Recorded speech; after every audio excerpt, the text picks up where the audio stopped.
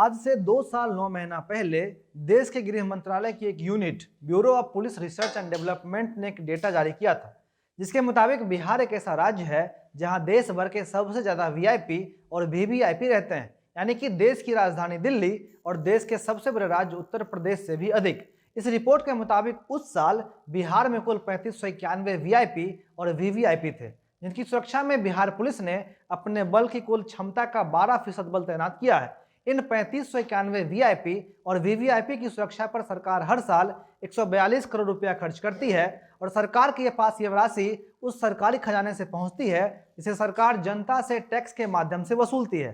हालांकि इसमें से बहुत सारे ऐसे लोग हैं जो अपने पावर और पैसा को दिखाने के लिए हाई लेवल की सुरक्षा लेकर चल रहे हैं, लेकिन वैसे लोग जो बिहार सरकार में मंत्री हैं और जिन्हें बिहार सरकार ने अपनी तरफ से बड़े बड़े लेवल की सुरक्षा मुहैया कराई है, ये जब पब्लिक के बीच पहुंचते हैं तो भड़के हुए लोग उनकी हाई लेवल सिक्योरिटी में से सेंध लगाते हैं, जिससे यह अनुमान लगता है कि जब तक धैर्य काम कर रहा है तभी तक मंत्री जी सुरक्षित है। नमस्ते, मेरा नाम वन शर्मा है और आप जनता जंक्शन देख रहे हैं और ये हमारा विशेष कार्यक्रम सुबह सवेरे है, जिसके माध्यम से हम आपको बिहार की 5 प्रमुख खबर बताते हैं।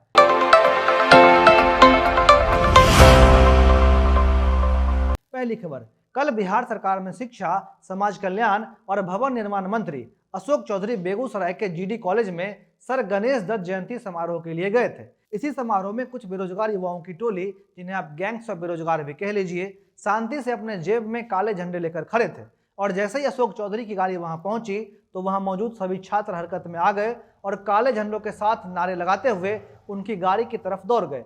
इस विरोध में कुछ नियोजित शिक्षक और छात्र आरजेडी के कुछ कार्यकर्ता भी मौजूद थे, जिनकी मांग ये थी कि सरकार बेगूसराय में दिनकर यूनिवर्सिटी की स्थापना करे। बेगूसराय में कुछ दिन पहले भी दिनकर यूनिवर्सिटी को लेकर मांग तेज हुई थी। बाकायदा हैशटैग दिनकर यूनिवर्सिटी भी ट्रेंड कर चुका है, लेकिन इसका अब तक कुछ फायदा इस जिले में नहीं पहुंचा है। कल भी जब बेरोजगार युवाओं ने नेताजी को काला झंडा दिखाया तो उनके गार्ड्स ने धक्का देकर उन्हें हटा दिया और मंत्री साहब वहां से मुसकते हुए निकल गए। अब दूसरी खबर, कुछ लोग ये मानते हैं कि मरने वालों का भी भाग्य होता है। इसका सीधा उदाहरण रुपेश हत्याकांड है, जिससे हम सब परिचित हैं। इंडिगो के स्टेशन हेड की जब हत्या होती है तो पूरी बिहार सरकार जी जान से इस मामले की जांच में लग जाती है। यहां तक कि मुख्यमंत्री साहब की तरफ से भी आदेश आता है कि जल्द से जल्द दोषियों को पकड़ा जाए, और ऐसा सिर्फ इसलिए है क्योंकि एक हाई प्रोफाइल केस है। आप जाकर इस हत्याकांड के अगले दिन का न्यूज़पेपर देख लीजिए जिस दिन रुपेश की हत्या हुई थी। आपको यह पता चल जाएगा कि बिहार में उसी दिन और कितनी हत्याएं या फिर बलात्कार हुई थी। लेकिन अफसोस ये है कि कोई विशेष हत्याकांड इतना बड़ा केस बन जाता है और बाकी बच्चे हत्याकांड या फिर बलात्कार सुर्खी भी नहीं बन पाते हैं। हम बिल्कुल चाहते हैं कि रुपेश के दोषियों को सख्त से सख्त सजा मिले, लेकिन हम ये भी चाहते हैं कि सड़क पर सोने वाले मजदूर की बेटी को जब कोई दिन दहाड़े उठा ले जाता है तो उसकी सुनवाई भी होनी चाहिए। ठेला लगाने वाले किसी शख्स की हत्या होती है तो उसकी भी सुनवाई होनी चाहिए। फिलहाल रुपेश हत्याकांड की पूरी कहानी आप सबको पता है। अपडेट इतना है कि मुख्यमंत्री नीतीश कुमार ने खुद अधिकारियों को अल्टीमेटम दिया है कि जल्द से जल्द अपराधियों की गिरफ्तारी हो।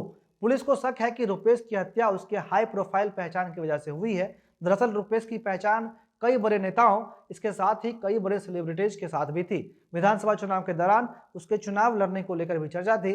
पुलिस इन सारे एंगल से जांच कर रही है और जल्द से जल्द अपराधियों की गिरफ्तारी का दावा भी किया गया है। बहरहाल हम भी ये चाहते हैं कि जल्द से जल्द रुपेश हत्याकांड के आरोपियों की गिरफ्तारी हो, लेकिन एक बार फिर से बात वही है कि बिहार के अंदर जो भी हत्याएं या फिर अन्य अपराध हो रहे हैं, इन सब को लेकर सरकार अगर इतनी सख्त होती है तो फिर बिहार के अपराध दर में काफी गिरावट आ सकती है। अब तीसरी खबर, बिहार में कानून व्यवस्था को लेकर अब तक जहां आरजेडी और कांग्रेस के नेता नीतीश कुमार पर निशाना साध रहे थे, वहीं अब इसमें भाजपा के नेता भी जुड़ गए हैं। बीजेपी के नेता खुद अपने सहयोगी नीतीश कुमार पर निशाना साध रहे हैं। भाजपा के सांसद जनार्दन सिंह सिग्रीवाल ने लगातार बढ़ रहे अपराध पर चिंता जाहिर की है और कहा है कि अपराधियों को खुलेआम गोली मारी जाए। भाजपा के विधायक नितिन नवीन ने कहा है कि अपराधियों के लिए उत्तर प्रदेश मॉडल लागू होना चाहिए। उनका सुझाव यह है कि उत्तर प्रदेश में क्रिमिनल्स का जैसे इनकाउंटर होता है वैसे ही बिहार में किया जाए। नितिन नवीन ने कहा है कि राज्य में कानून व्यवस्था दिन प्रतिदिन बिगड़ती जा रही है, जो गंभीरता का विषय है और सरकार को इस पर गंभीरता से विचार करना चाहिए। भाजपा सांसद राजीव प्रताप रूडी भी पुलिस की कार्यप्रणाली पर सवाल खड़े कर चुके हैं। भाजपा के राज्यसभा सांसद और वरिष्ठ नेता सीपी ठाकुर के बेटे विवेक ठाकुर ने भी अपनी ही सरकार पर सवाल खड़ा किया। उन्होंने कहा है कि बिना किसी आपराधिक पृष्ठभूमि वाले व्यक्ति की हत्या हो जाना पुलिस के कार्यप्रणाली पर सवाल खड़ा करता है। विवेक ठाकुर ने तो बिहार पुलिस को चुनौती देते हुए ये भी कहा है कि अगर 3 से 5 दिन के अंदर पुलिस रुपेश हत्याकांड को नहीं सुलझा पाती है तो अविलंब इस मामले को सीबीआई के हवाले करना चाहिए। हालांकि ये बात थोड़ी हैरान करने वाली है कि भाजपा के जो नेता खुद सरकार का हिस्सा हैं वे अपने ही गठबंधन वाले सरकार पर सवाल उठा रहे हैं। उधर भाजपा के हमले से जदयू के नेता भी असहज दिख रहे हैं। जदयू की तरफ से कहा गया है कि नीतीश कुमार को किसी के सर्टिफिकेट की आवश्यकता नहीं है और नितिन नवीन के उत्तर प्रदेश वाले मॉडल को लागू करने वाले बयान पर जदयू ने कहा है कि बिहार में नीतीश का मॉडल ही चलेगा। अब तक नीतीश कुमार पर सिर्फ विपक्ष सवाल उठा रहा था, लेकिन अब खुद अपने सहयोगी भी सवाल उठा रहे हैं। निश्चित तौर पर भारतीय जनता पार्टी को भी इसका जवाब देना पड़ेगा कि अगर नीतीश कुमार राज्य में कानून व्यवस्था नहीं संभाल पा रहे हैं तो उन्होंने नीतीश कुमार को मुख्यमंत्री बनाने के लिए अपना समर्थन क्यों दिया है। अब चौथी खबर, 16 सितंबर को 7 लोगों ने राजगीर मखदूम कुंड के पास पहाड़ पर एक छात्रा के साथ गैंगरेप की घटना को अंजाम दिया था, जिसके बाद 22 सितंबर की देर रात तक वीडियो सोशल मीडिया पर वायरल हो गया और वीडियो के वायरल होने के बाद प्रशासन पर दबाव बना, जिसके बाद जांच को तेज कर दिया गया था और कोर्ट ने भी इस मामले को तूल देते हुए कल सभी आरोपियों को दोषी करार देते हुए आजीवन कारावास और सभी पर 5,000 रुपये का आर्थिक दंड लगाया है। बिहार शरीफ कोर्ट के एडीजे सप्तम ने यह सजा सुनाई है। इस मामले में राजगीर निवासी मिथुन राजवंशी, आशीष राजवंशी, सोनू कुमार, राम चौधरी, राहुल राजवंशी, करण राजवंशी और रंजन राजवंशी को आरोपी बनाया गया था और इन 7 को आजीवन कारावास की सजा सुनाई गई है। इसके अलावा कोर्ट के आदेश पर सरकार की ओर से 10 लाख रुपये का मुआवजा पीड़िता के परिवार वालों को दिया गया है। अब अंतिम और 5वीं खबर, बीपीएससी सहायक अभियंता के 1284 पदों के लिए 18 जनवरी को रिजल्ट प्रकाशित कर सकती है और परिणाम आने के बाद फरवरी में इनका इंटरव्यू लिया जाएगा। इन पदों के लिए साल 2017 में आवेदन दिया गया था, जिसमें करीब 29,000 विद्यार्थियों ने आवेदन दिया था। इसकी प्रारंभिक परीक्षा साल 2018 में ली गई थी, जिसमें 9250 लोग शामिल हुए थे और मुख्य परीक्षा साल 2019 में ली गई थी। प्रारंभिक परीक्षा में 4 प्रश्न का विकल्प गलत होने के आधार को बताते हुए कुछ अभ्यर्थी पटना हाईकोर्ट पहुंचे थे, जिसके बाद पटना हाईकोर्ट की सिंगल बेंच ने अभ्यर्थियों के पक्ष में फैसला सुनाते हुए एक नई कमेटी से प्रश्न उत्तर को जांच करने का निर्देश दिया था।